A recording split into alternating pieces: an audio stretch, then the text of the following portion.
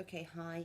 I've said I was going to record a blog for quite a long time, and tonight I've got around to doing it.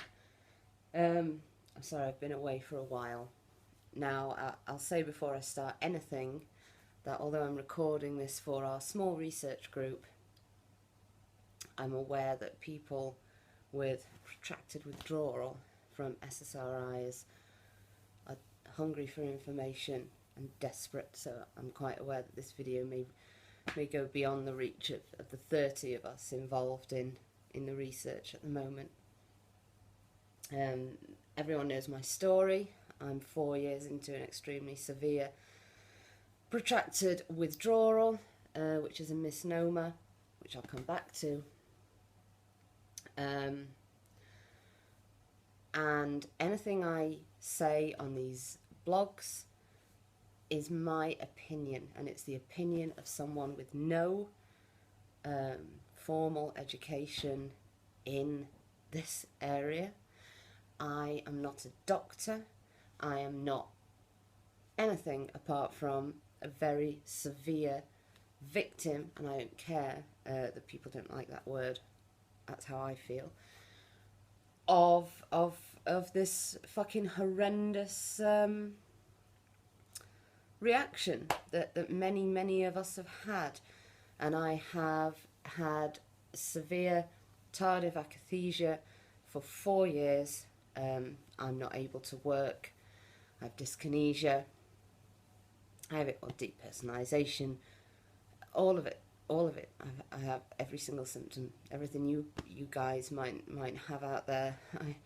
I've definitely had. Had a long career on the forums, and was recently banned from posting a year ago, maybe, on the last standing withdrawal forum, which is Surviving Antidepressants.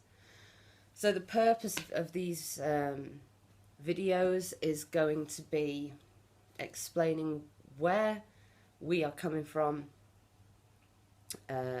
with regards to the research that we're doing, why it's gone in that direction, and also how we can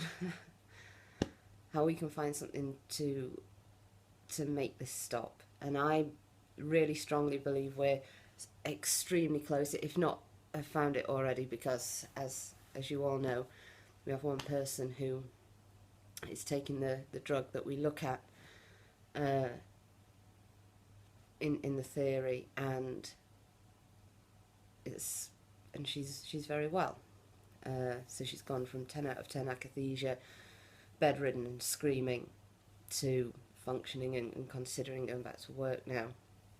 And it's fear that keeps a lot of us from trying the drug ourselves. I think if I had been told about this or thought about it in my early months, I would have taken it. I had nothing to lose. I mean, after 4 years, and I can still be extremely severe, I have good windows. And I'm in a window right now. I feel completely normal. This morning I was bawling with severe akathisia and pinned to the chair and couldn't move, which I know people find strange with akathisia, but that's how it affects me. So what I'm trying to prove is that SSRI withdrawal syndrome is not withdrawal. Withdrawal starts immediately stopping a drug, and it's usually a case of waiting for down-regulated receptors to up-regulate again, which takes 3 to 6 months, which is ironic, isn't it? Because our reactions, for the most part, people will either begin to have symptoms at 3 to 6 months, or their symptoms that they're already suffering will go into what we refer to as the acute phase. Personally, when I came off citalopram, which I'd taken for 2 years in a really bad way, kindling myself over 50 times, I had no symptoms until I was 5 months post discontinuation. And then the story that many people have, I went into very, very severe symptoms that I didn't understand, and I went running to the doctor. I'd never felt anything like it before. It was normal at the bottom of the stairs, and I got to the top, and my life was over. And I went to the doctors, and they put me back on citalopram, and I had an instant severe adverse reaction. Same story as everyone else, of course. Then akathisia kicked in, and screaming down the phone to people, doctors, saying I've got anxiety in my arms and legs, I can't sit down, and they had no idea what I was talking about. Not a clue. It wasn't until much, much later that I heard the word akathisia, and things began to fall into place.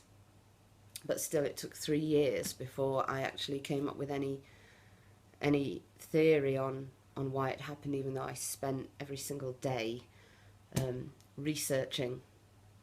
So looking to prove that the manifestation, or the mechanism of action that's causing these symptoms is a supersensitivity to serotonin, which I believe is caused by mass chronic upregulation of serotonin receptors, specifically 5-HT2A, because there are 14 types, and that particular one, depending on where it is in the brain, can cause all these symptoms. And there's a bucket load of proof that this is a super sensitivity to serotonin. For those of us in SSRI, I'm not talking about benzos. I don't know about benzos, you know, and I know it's horrific. For now, I can't go. I've got a few things that have tied in, which perhaps are applicable, but there's so much to look at in the serotonin world, and because obviously that's my damage, that's the direction I'm going to take, because I'm not a hero, I'm looking to help myself, and that's where it's all come from. So the things I've used to support my theories are a couple of books. Brian Roth, The Serotonin Receptors from Molecular Pharmacology to Human Therapeutics, big book.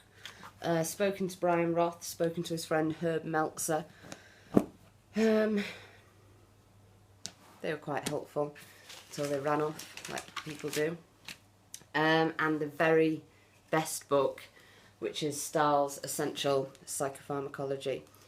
And if anyone wants to do any research, Stahl's your man. Stahl is absolutely incredible, and a lot of the references in the theories and a lot of explanations and answers came when I started to study that book, because he knows his shit. Man knows his shit. Of course, also on top of that, countless hundreds of thousands of studies and hundreds of people I've spoken to. And I think when you have this as severely as I did, and I was bedridden for 2 years, I hardly left the bed, and all you do, as you know, is research this. That's all you can do. Talk to other people with this. There's no other point to life. You just need this to stop, because it's so horrific. So the amount of people I've spoken to, the amount of I used to go back on Paxil Progress, go back to 2005 and read the threads, every single post. I read every single post on Paxil Progress, and you begin to see patterns. So they mean nothing at the time, but then you'll read something a couple of years later and think, well, so and so had that reaction, and so did they, and so did they, and the anecdotal evidence supports the theory 100% of the time. And when this theory came to me, which was in the middle of a horrendous setback, and I couldn't understand why the symptoms of dropping the dose were exactly the same as the symptoms of raising the dose. How can more serotonin and less serotonin cause exactly the same symptoms? And it's because it is the same reaction. One is more serotonin transmitter, and one is more serotonin upregulation as a compensation to less transmitter levels.